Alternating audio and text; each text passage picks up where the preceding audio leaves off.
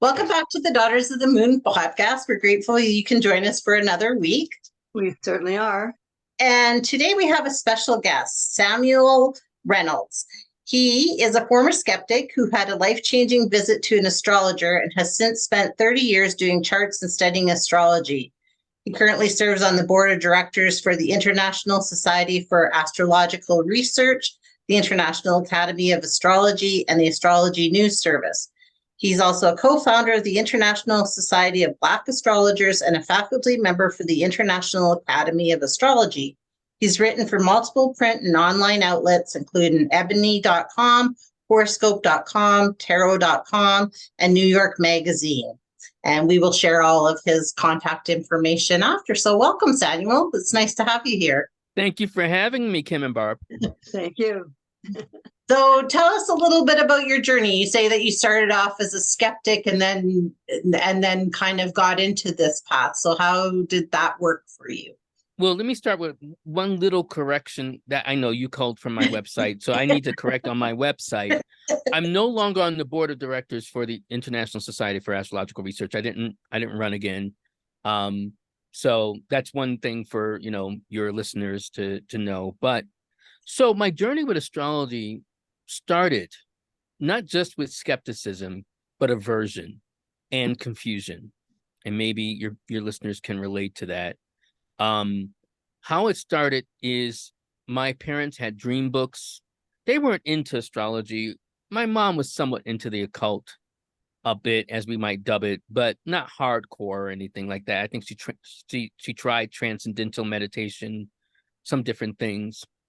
But so she had these books, and I'm born on the quote unquote cusp between Scorpio and Sagittarius, November 22nd. So when I would read for Scorpio or read for Sagittarius, it seemed like both applied to some degree. So I didn't know which one I was, Scorpio, Sagittarius. So I was like, maybe these people don't know what they're talking about. Maybe it's just bunk.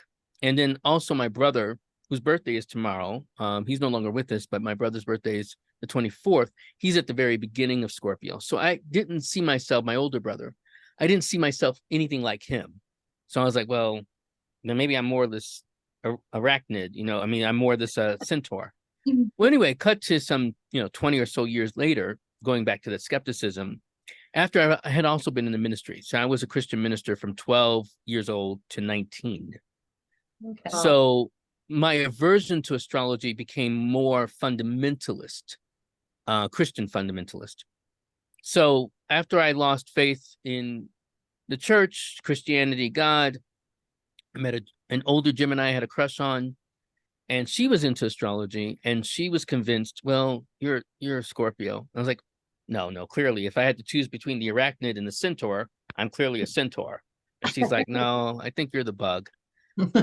Long story shorter, I came across, I wanted to get a particular occult book that I was fascinated by, that I had encountered when I was a child. It was the 7, 8, 9 books of Moses, or 6, 7, 8 books of Moses. It's kind of it's a magical text, but it's not, I don't know how valid it is. So this is before Amazon, so I had to call up different bookstores, and I finally found it. I was living in Philadelphia, in North Philadelphia. I found it. Went to the store to pick up the book, and the guy was an astrologer, and he's like, "Hey, have you had your chart done?" No. Would you like your chart done? And I said, well, this might be an opportunity to shut the Gemini up and finally know once and for all that I am a Sagittarius. And so I agreed to the reading. First thing nearly out of his mouth was like, well, your sun is in Scorpio. And I was like, oh, this is complete BS. So, and then it happened. The moment where things changed for me is, he said some things that are, I think, if you met me in person, wouldn't be that hard to decipher. But then he said, it looks like your mom had a problem during her pregnancy, and it involved your brother and your father. And that was pretty specific because something did happen between my mother, my father, and my brother when I was like, in the womb. And I had only recently learned that maybe 2 months before. So for him to kind of know that, I was like, how do you know that? I was like, that's like a family secret. And he was like, oh no, it's right here. And you got all the avuncular and look at right here in your chart. And you're like, I was like, no, there has to be a trick to this. So I spent 10 years trying to figure out what was his trick, only to discover that there was no trick. It was just a moment of divination. That's very cool. That's very cool. Yeah, I'm a Capricorn. She's a Virgo. Earth. I Daughters feel of the moon very, through very Earth. much to my sign. Yeah. Anything I've ever read about my sign is like, yeah, I fit in that wheelhouse. I didn't want I to got for you. a long time because there's some stuff that I didn't like, and I was like, but I am. I think we all have that in our signs I got too. you. We go. I understand. Yeah. So you started doing church, like you delved into it a little bit more, and then Well, I figured the only way to really, because I was in a master's and PhD program in African American studies. So I was very also skeptical of doing or allowing other people's research to influence my own encounter with it. yeah, So I felt the only dutiful and correct thing to do was, to do the astrology or learn how it works for myself, in order to, debunk it. Because Mhm. I had every expectation that as I did these charts, someone would say like, no, that makes no sense. That isn't me. I don't know who you're talking about. But that's not what happened. And it became easier because I was right at the moment where this is, just to be clear in terms of the time frame, this is 91. And so this is at the moment where, people had developed astrology software. And so I had gotten a new Mac. And so I got a program for the astrology, and it became easier for me to do the charts. Yeah, absolutely. Yeah, I've done one. I think that I got free when I was like long time ago, 17, 18, 19 years old. Wow. But yeah, I always found it interesting, as far as like our signs and things like that. And then recently I saw this thing that there was actually more signs than they say. I didn't do a lot of research into that because I thought, I'm not sure that I buy into that. What are your thoughts on that? It's true and not true. So the Babylonians, who we often think as the key progenitors for the zodiac that we reference, and the astrology, or the astrology that we practice, that you're referencing in terms of Capricorn, Virgo. Mhm. They initially had up to 18 signs related to the zodiac as a way of tracking the sun through the year. Okay.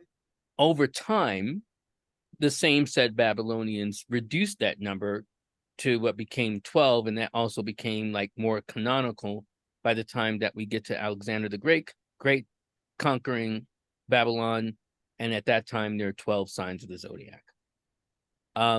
There is this idea that Ophiuchus or Ophiuchus is the 13th sign of the zodiac, but technically that has never been part of that configuration in terms of what we constitute as the zodiac. So it depends on which kind of signs you're talking about, but generally for the last 2000, maybe even 2500 years, there've only been 12 signs of the zodiac.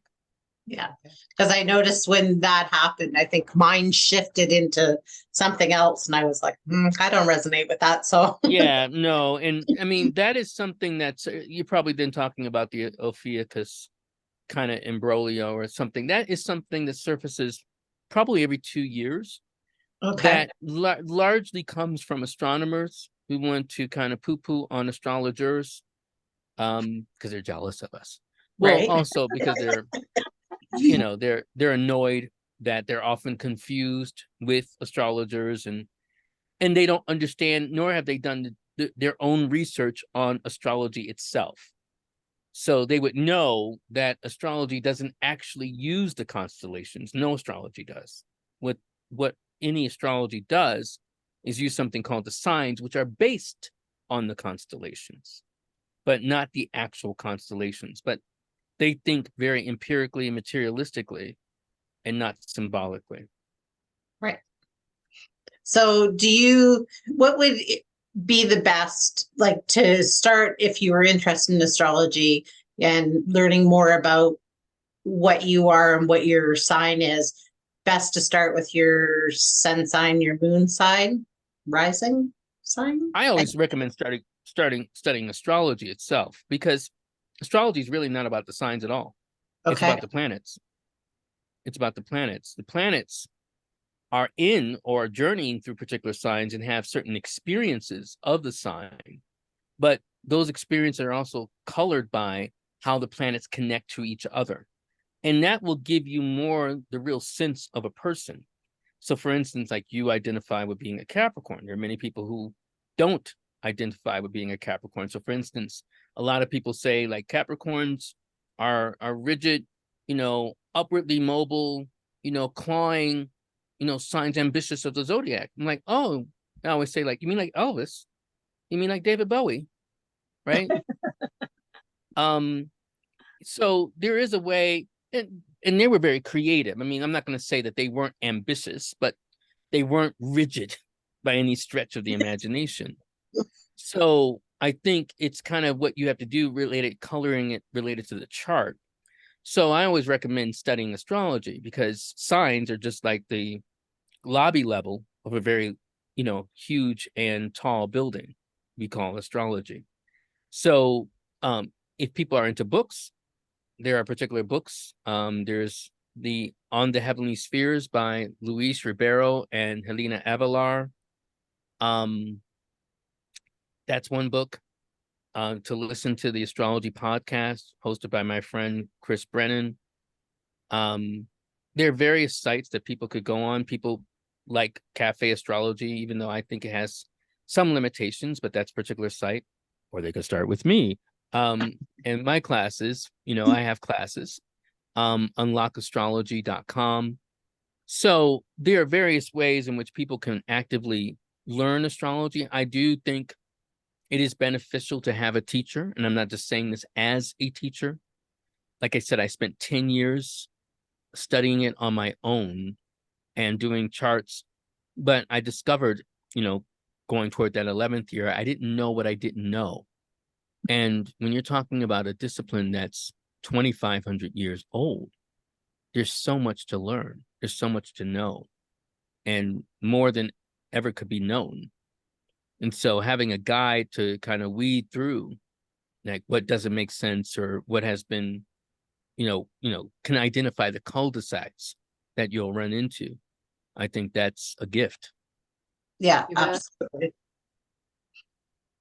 Go ahead. You were going to say something. Me or mom? Mom. I'm terrible for cutting her off. Okay, so it's kind of like Reiki in a way too, because Reiki, you could go way, way back. And the more we're going back, we're finding out all these different ways of doing Reiki, because it's been around for like forever too, touching in with it.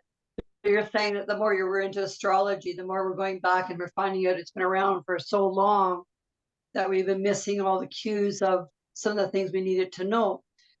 I do have another question. If someone was born in retrograde, and supposing a bunch of their different signs was in retrograde at the time of their birth, now, does that mean it's a negative kind of thing for them in this lifetime? Or does it really mean that it's just they're in a different spin of it? Does that make sense? Yes, and I can refine a little bit what you're saying. It's not so much the signs. The signs are never retrograde. The planets are. Okay. So when someone has a preponderance of planets that are retrograde, more than just say Mercury or whatever, a retrograde planet, and I love the way the turn of phrase you use, which is they have a different spin on it, which Right. that's how I look at it, which is that this person may not fit a normative of the people around them. Okay. Both in terms of their family, but also maybe in terms of their community, their immediate community, of those around them. So they have to find a different way by which they exist, and they may think very differently. That's how I think about retrograde planets. And that actually highlights one of the interesting challenges, especially if you get real deep into astrology and get into something called the essential dignities, where a planet feels at home, like Venus in Libra, or where it doesn't, like Venus in Scorpio, that goes into this question of the normative, meaning that planets that are in their home might have a sense of a normative that where they feel a certain level of acceptance, whereas people who have a lot of planets in quote unquote difficult signs like Mars in Libra, which is opposite to where it likes to be at home, they're faced with a different counter narrative and going against the grain. So for instance, one of my favorite examples to use is Charles Darwin. So out of the 7 traditional planets that we use, going from the sun, or we could say even from the moon, all the way to Saturn, Charles Darwin had 5 out of those 7 planets in what we call detriment. Okay, is that retrograde sort of thing? Not necessarily retrograde, but in, Okay. challenging positions like moon in Capricorn, where the moon likes to be in Cancer, Mars in Libra, where it likes to be in Aries, Venus in Aries, where it likes to be in Libra. Right. Jupiter was actually at home, Mercury in Pisces, where Mercury would like to be in Virgo. But what that highlights is that Charles Darwin went against the grain and convention of his day, even though in appearance and manner, he was very Victorian. But in terms of his ideas, he was, as we might describe it now, ahead of his time, in terms of talking about evolution. Because now, we take evolution as a fait accompli, like a very, sound idea I think for many folks. I don't know for all your listeners, but many folks take it as science. But for his day, it was heresy and lunacy. Okay. So that's how he manifested. But to go back to your original question, retrogrades can seem similar to that. Okay. So they could be special, is what you're saying, is it could be a different twist to that personality sort of thing, born in Their that personality, their life, how they think, Yeah. which can be disorienting for the person. Okay. We're making it sound like wonderful, but when you're that person, and I don't know if that fits either one of you, it kind No. of can just feel like you're a weirdo, surrounded, and so you're like, well, what's wrong with me? Why can't I find, the perch of normalcy? And maybe that's what, your chart is saying. You're not meant to, which is okay. Just interesting. Yeah, it's just something that I've sort of touched on in the past, because I have done a little bit of astrology in my own time. Mhm. And so it's just a question that sort of piqued my interest, and you answered it. Thank you. I Oh, appreciate it. my pleasure. Yeah. It's so interesting to know how the planets evolve and what we're doing. I'm definitely up there in the stars. I always say that my mind's there, hardly ever here. Just because I find it so fascinating, just being there in the stars and in the sky. Just it's where all the information is, right? For me, anyway. Yeah. That's even the traditional view that, we fell through the heavens to incarnate and picked up pieces of ourselves from the different planets as we incarnated. And so our chart tells the story. So when you say, for instance, you're daughters of the moon, that's literal, not just in terms of as women, as Kim explained to me, but also in terms of the moon as the closest planet. In astrology, we greet the moon as a planet, not just as our satellite, but as a planet. It actually takes all the energy that's from above it, as we think about it in terms of the other planets, and then becomes like a pen tip by which the ink of the cosmos, the celestial ink, funnels in through us that, writes into our lives, where we also write our stories and, describe more of who we are. So, that story of how we fall, this is very Platonic idea of how we fell into creation. The last bit of it was into the moon or through the moon. Cool. So do you think it would be interesting for us to look at our charts or to study a little bit more into astrology itself, just to see maybe the connection of the moon, because we feel so drawn to it, would it be beneficial for our sort of life path to look into that, to find what our Absolutely. connection is, why we feel such a strong, Well, strong Yeah, vibe? absolutely. I think it's important in terms of, the moon can be like a starting point, and the moon actually can become a distraction for people in their initial study of astrology in one very specific way. So the mechanics, which do obey Newtonian physics of the moon, often is used as a justification for how astrology works. And that's not my opinion. Like, I don't think that's how it really works. Yeah, it does have gravitational pull, but it has also this other spiritual significance, which I think goes into the realm more of what people call magic.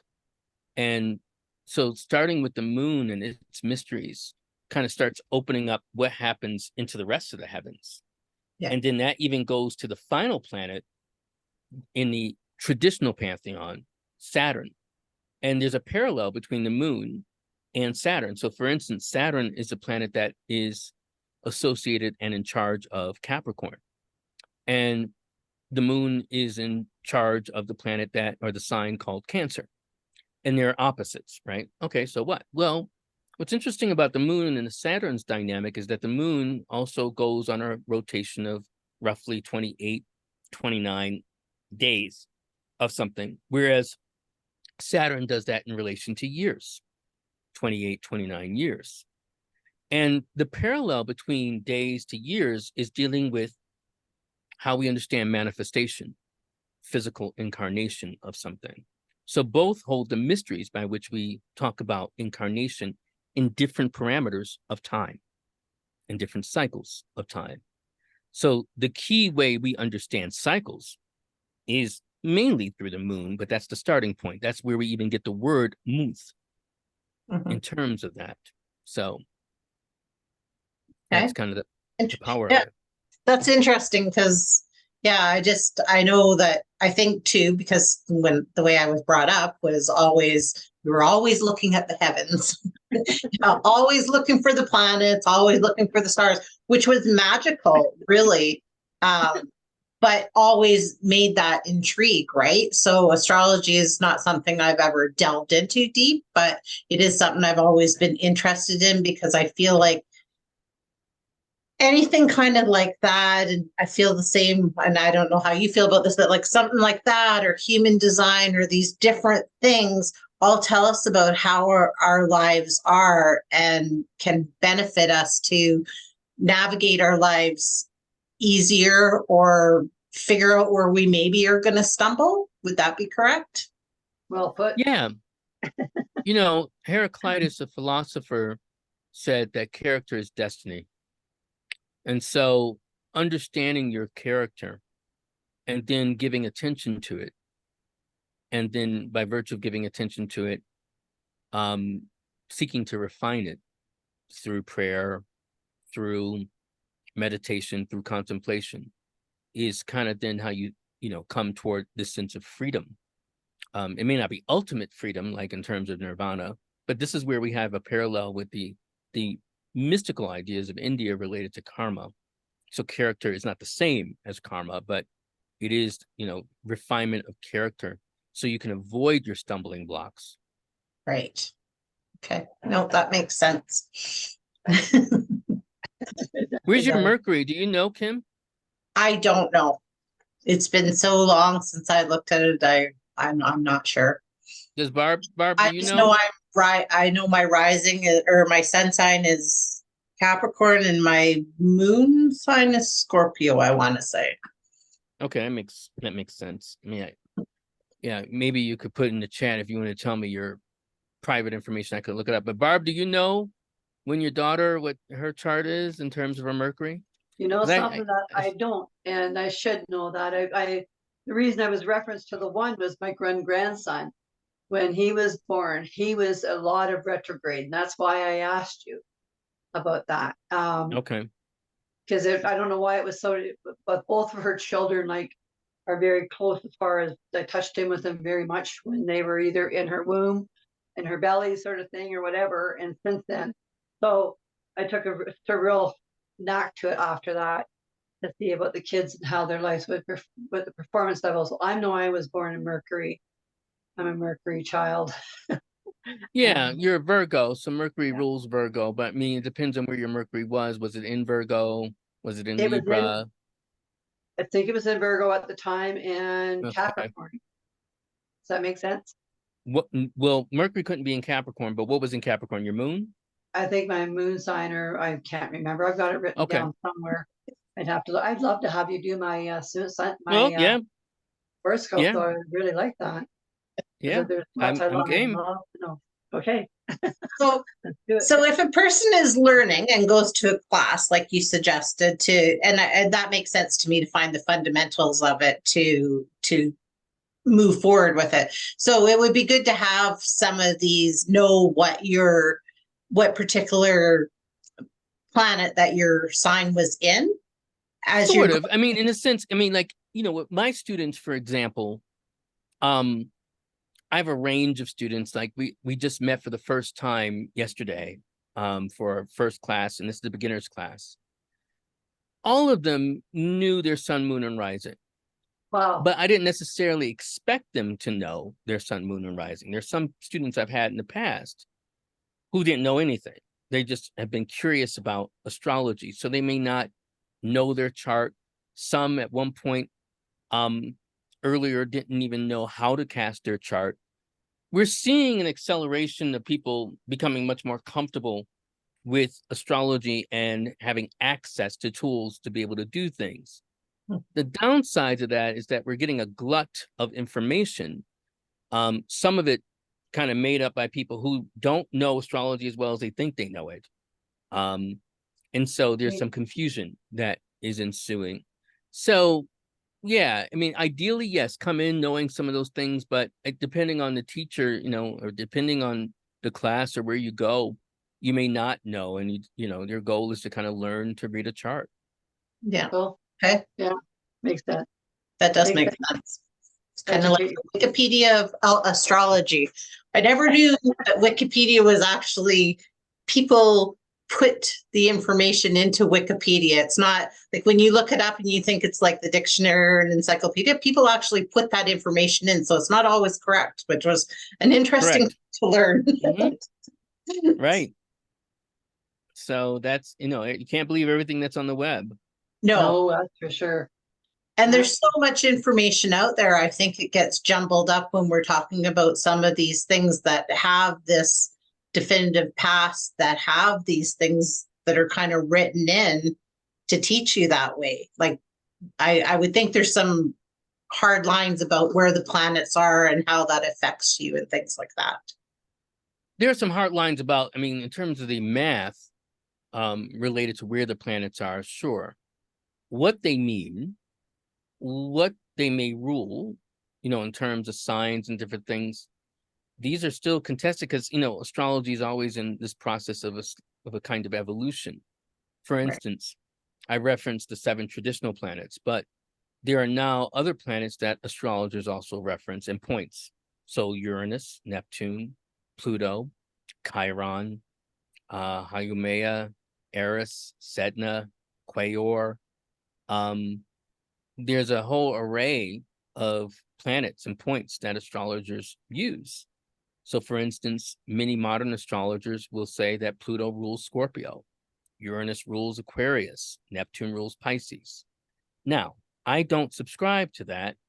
And, when I was a younger astrologer, I would argue, about it. I don't argue about it anymore. I believe what I believe, based on what I believe. But if someone wants to believe differently, there's room for that. It's just as big as the sky. Demetra George, an astrologer who I greatly respect, she has said, as in the sky, as in the psyche. So as vast as the sky is, so is the human psyche. Nice. That's a nice, I like that. And it makes sense, right? It I really think does. that's you, Barb. Yeah, I think it makes sense too. I'm sorry, I'm just sitting back here. I'm about to take a moment here for you guys. Okay, I was going to Okay. check on you. Yeah. Thank you, thank you. I'll try to come back. Okay, Okay. please. Well, that's interesting, and I'd like to read more, so that's great. And if I'll have to go back and listen in and get those names of those books to Sure. let people know, because I think I love reading. I'm actually a voracious reader, and I just love learning new things that I think set us on our path and teach us and open things up for our minds and our souls to follow the way that we're supposed to, or be aware of some of the darker things in our lives that, maybe we either stay away from or we embrace in a different way to navigate through our lives as we go. Yeah. Do you share your birth information? Is that publicly known to your audience, or no? Do you, the date or year, anything you want to put in the chat? Oh, yeah. I was born January 12th, 1969. Okay. January 12th. I'm going to tell, because I'm curious about where your Mercury is. I think it's in Aquarius, and I'm right. So I just looked it up. So January 12th, 1969, looks like your moon had moved into Scorpio, as you mentioned. Your Mercury's in Aquarius, because I'm listening to you, and I'm like, her mind works like with Aquarius, which I'll explain, because you're like, what does that mean? Your Venus is in Pisces, your Mars is in Scorpio, so you're about to have a Mars return, which I can also explain briefly. Jupiter's in Libra, Saturn's in Aries as well. Uranus is also in Libra, Neptune's in Scorpio, and Pluto's in Virgo. I'm not going to explain all those planets, but since I highlighted a few, why I said about your Mercury. So my experience with a Mercury in Capricorn, as a contrast for a minute, is very practical. Much like you might have read about the sun sign, very practical, thinking about that. But a Mercury in Aquarius is seeking to constellate and connect things. Okay. You have an evening star Mercury, so it's a lot more contemplative, a lot more watchful, more observant, wanting to digest things. This is what's about to happen with Mercury in the sky now. She is becoming an evening star. So I was like thinking, like, just your phase, and I'm talking about the phase of your Mercury. I was like, this woman seems like she has more of a Mercury in Aquarius than the Capricorn, which would be, more inquisitive, but sometimes, light in a way, not more the gravitas of it. Yeah. And then what else did I say? I would mention your Venus. Your Venus is in, hold on, now I lost the page. Yeah, Venus is in Pisces. So it also explains some dimension of your interest related to the spirituality, the beauty, the aesthetics, very aesthetic, attentive to aesthetics and how things blend. And then, like I mentioned, your Mars, you're about to have a Mars return, meaning that Mars is in Scorpio now. And so when Mars comes home, it's kind of dealing with, how you mobilize yourself, motivate yourself, dealing with your sense of action, or how you've not dealt with your sense of action, which can build up frustration and even at its worst, depression. So you need to activate your Mars, or make sure you're in touch with that energy to move forward in the world. Okay. That makes sense, because that is certainly me. All those things. And just for the followers, we've pre-recorded this, so we're actually recording this in October 23rd of 2023. So when you're hearing this and then you're listening, you're like, no, that's not right. It is right. Right. When we're recording it. So yes, thank you for clearing that up, because someone would be listening like, Mars is in Taurus right now. That astrologer doesn't know what he's talking about. He's using some weird zodiac. Right. So yeah, I did think I'd set that straight for everybody, that we are definitely pre-recording this. So the things that you're hearing are true. So thank you for that, because that's sure. Well, it was my curiosity, because I was listening to you and listening how you're asking questions, and I was like, this is not a Mercury in Capricorn. So I just had to know. See, then, and that's kind of that gives you a sense, a window into like my approach related to astrology. It's what stokes my curiosity, and I'm not curious about everything. People ask me like, well, what's happening with Jada and Will Smith? I don't care. I don't know. I'm not looking up their astrology. I know their astrology, but I don't care. I'm not going to talk about that. Right.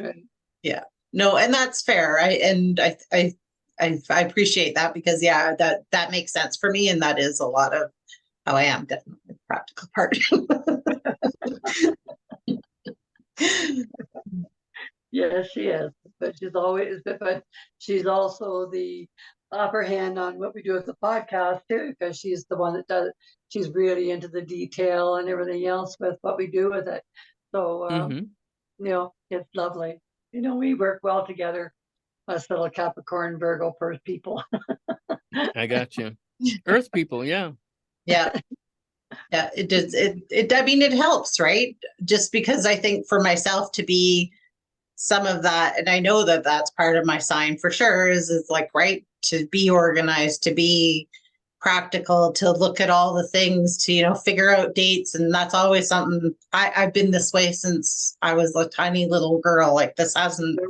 I've always been the dreamer. Pay attention to and also the aesthetics of things. Like I'm observing, the design of your room there, and even how your hair is matching your shirt, your sweater. So that's like, did you plan that? Didn't plan. No, she's organized.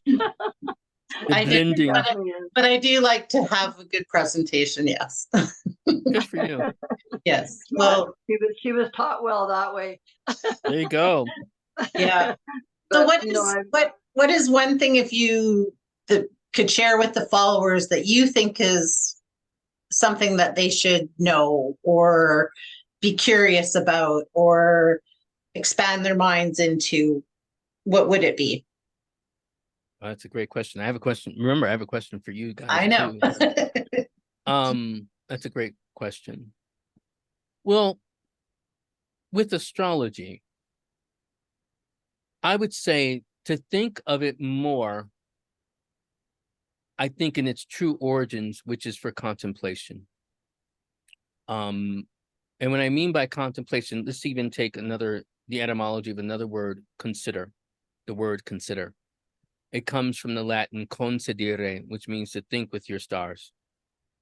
And I think if more people were to think with their stars, rather than thinking that things are solely dictated by their stars, they would find more in terms of a cooperation. So example, some people might think as they're going toward their Saturn return, which happens every 28, 29 years. So it will happen again roughly in the first, part of life, 28, 29. Then again, roughly around 58 to 60 years old. And then roughly around 87 years old. And then if you have a fourth Saturn return, God bless you, because I don't know too many people who've had that. But usually within those three. And some people live in fear related to that. Like, is Saturn going to get me? People live in fear related to the Mercury retrograde. Like, well, Mercury's going to mess up everything related to my life. And the better way to think of it is to be aware rather than just be aware. And when we're talking about be aware, it's like, well, Saturn respects plans and thinking ahead. So what can you do? And then your own sense of authority, how you are owning your sense of authority. Let's take with that Saturn return. So how are you preparing for that?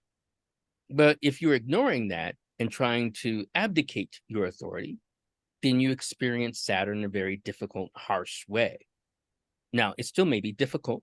It may, for different reasons, have its own quote unquote harshness, but it can be mitigated by this conscious awareness, which I think is the real gift of astrology. But what I see when people absorb particular things, it becomes proscriptive rather than descriptive. So it's like, well, I'm a Pisces and I'm flaky. Okay. And I don't think that's true for all Pisces. So don't think that I am saying this to any Pisces listeners or followers. But they might say like, well, I'm a Pisces and I'm flaky. Well, are you, again, going back to where I said character is destiny? Are you comfortable with that? Or do you think that it's just been prescribed by the cosmos and you have to fulfill it? Because that's a matter of interpretation, not dictation. Yeah. So I think that's what I think I would want most people to kind of realize and recognize about astrology. You know, I always say that fate has two arms and one of them is your own. So it's learning to work that one arm. Yeah. Well said. Well said. Say that makes again. I didn't hear you, Well Barb. said. Well said. Thank you. Yes, I like that. Yeah, So that's how I see it. I'm sorry, I Kim. actually heard about the Saturn return, and that was really interesting because it really made me ponder about where I was in the life during my first Saturn return and what was happening in my life.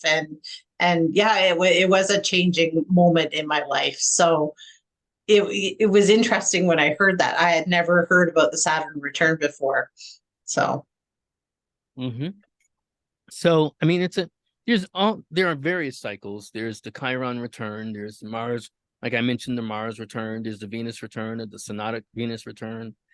So when you get into the complexities of astrology, especially related to the planets, you can appreciate more the life cycles and changes and the wisdom that the stars can grant you by their light in moving forward in your life. right. Do you have a question for us there?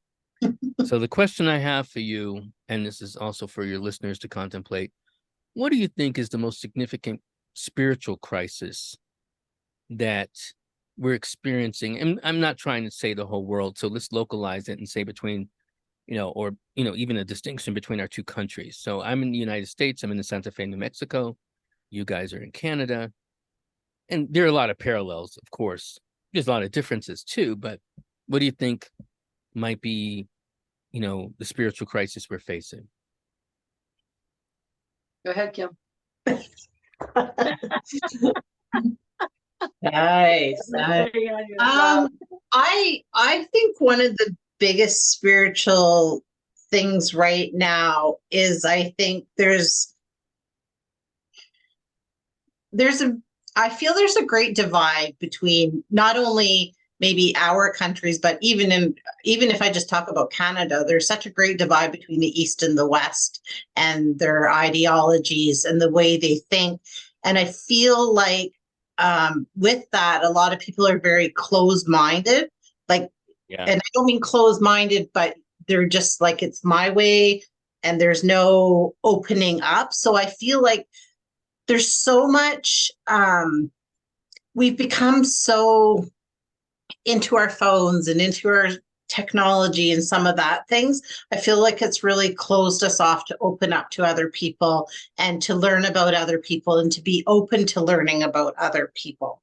And I feel like it's just become almost like narcissistic isn't the right word, but kind of like almost like a narcissistic world where we're only really just worried about ourselves and not expanding. And I don't think that's everybody, but I think I think that's the biggest hurdle right now in my thinking, is that people are too into themselves and not opening up to just paying attention and being present in life and really just listening to the people that are around us. I think for me, that would be it.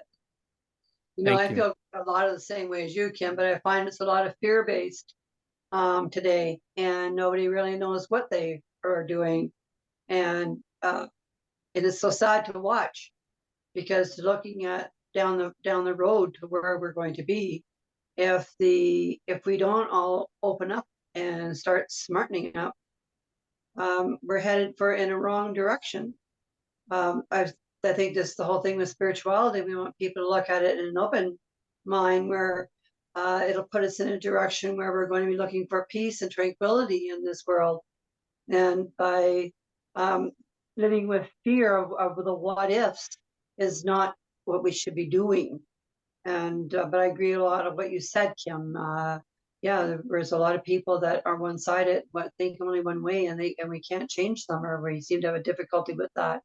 And that does put not a good sign of where we're heading. How do you feel about that now that we answered your question, sir?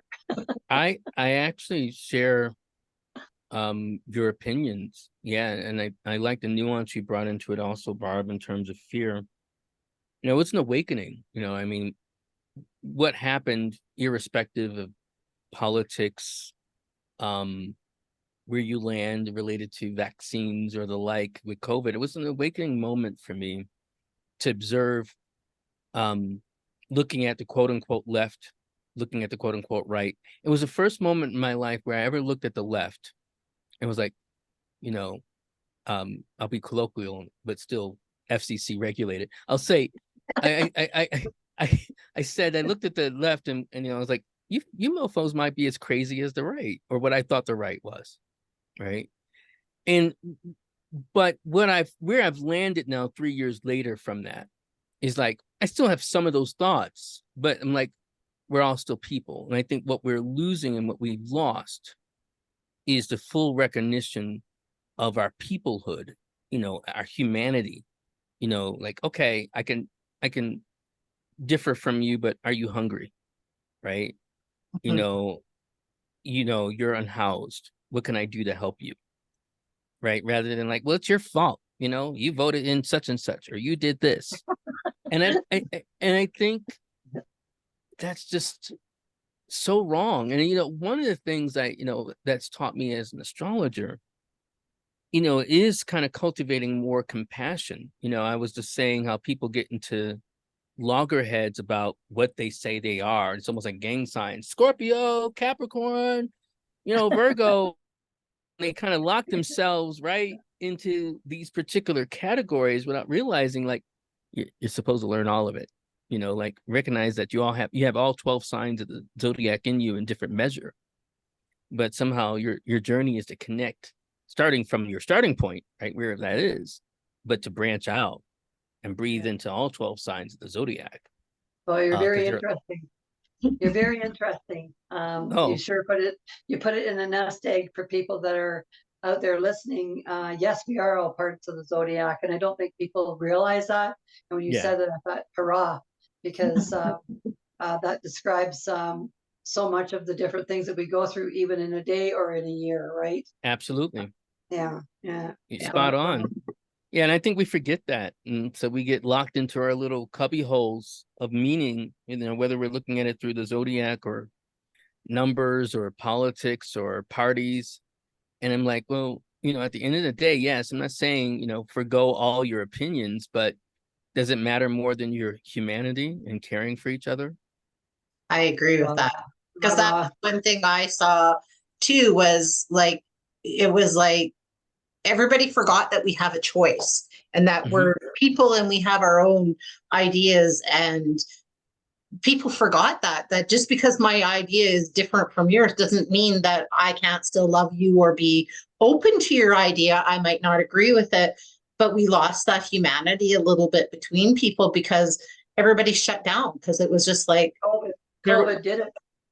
Yeah, I found that. And I mean, I feel hopeful, I have to say, because I think people as a general whole are good people and they will come around and evolve. But it did really, to me, set that separation just by that I have my choice and we can still respect each other and have different opinions. Right. Yeah. Right. And it was mind-blowing, because often these were people who in some way, in some form, probably were close to you. Like, I had a friend on Facebook who was at my 50th birthday party, say to me, like, and again, I'm not trying to pigeonhole anybody in one particular idea, but he said, well, I wish I could just get all the unvaccinated people, put them on an island and just, in a stadium and just, put a whole bunch of water in it. And I was like, oh my God. I know, like, it blows your mind. Is that serious for you? Yeah. Like, oh my, like it blew my mind. But even with having COVID right now for me in October, it's interesting because people want you to stay away either 5 days or 10 days, but it all depends on what they believe in. And so I'll just stay away, and that way I have nobody that has to be upset in any way, shape, or form with me. Right. Just to sort of keep the calm, right? Yeah, I mean, when I got COVID the first time, I just, stayed home for, well, at that point it was like 5 days or something like that. But I think I did like a week and just used Instacart, Yeah. and could just be at home and read books and look at Yippee. TV, be with myself. It was okay. Yeah. Yeah. Nice. But I think that's a problem also with today's society in some ways is people are fearful of being alone and fearful Yes. of being in their Yeah. own. And by alone, I don't mean just, of course, nobody wants to be alone, but alone with their own self just for any period of time to be present with you and find out who you are and just, I don't know. I like being alone and having my alone time to just play, to do my journaling, to do the things that I want to do and celebrate my passions and ideas. That's right. And that That's brings right. us back to astrology, right? In the sense, like I said, one of the fundamental tenets that I think has gotten lost, it was related to contemplation and related to, considere, to think with your one stars. So people have lost or are out of touch. I won't say lost, but many people are out of touch with the capacity to be with themselves and to contemplate themselves. And that's not just this meditation or mindfulness. No. It's to think about also, like, what is that part of my character? Why do I have a bad temper? What can I do about my temper or my addictive personality? How do I come to manage it and work with it? And astrology may describe and recount some of the same things that your therapist has said, or sometimes I feel like astrology can give you some measure of a dossier that you could take to your therapist and like, here are my issues. So you don't spend 3 years I'll help you out. with a therapist, like trying to figure out, well, let's see what your issues are. Right. Yeah, no, that's exactly right. Well, it's been such a pleasure talking to you. You have so much information. We'd love to have you back on sometime if you'd like. Can you tell everybody where to find you? Yes, you can find me at unlockastrology.com. If you want to write me, it's unlockastrology@gmail.com. I'll be doing that. I am on social media. So if you want to find me on Instagram, it's S as in Sam, F as in Fred, Reynolds, SF Reynolds, all one word. And then on Twitter or X, it's Unlock Astrology. That's my handle. And on Facebook, it's I think it's Ebony Sky Talker is my page. I like that one. Thank you. Well, Barb and Kim, I didn't know about you before you reached out to me, but I'm happy to know you. I love your energy. I think we had fun. Thank you. And I do hope we connect again. And if I come up to Alberta again, I hope we can hang out. Oh, absolutely. That would be wonderful. Thank you so much. It was a lot of fun and I learned a lot and it just makes me want to dive in more. Wonderful. And get well, Barb. Thank you. So, I will you're doing great. I mean, I don't know, how it might be in the still of the night, but I would never know if you didn't mention. So thank you. I try to overcome things. Good. All right. All right. Bye, Thank you you so much. Nice to know you. Thank you. Bye-bye. Bye-bye.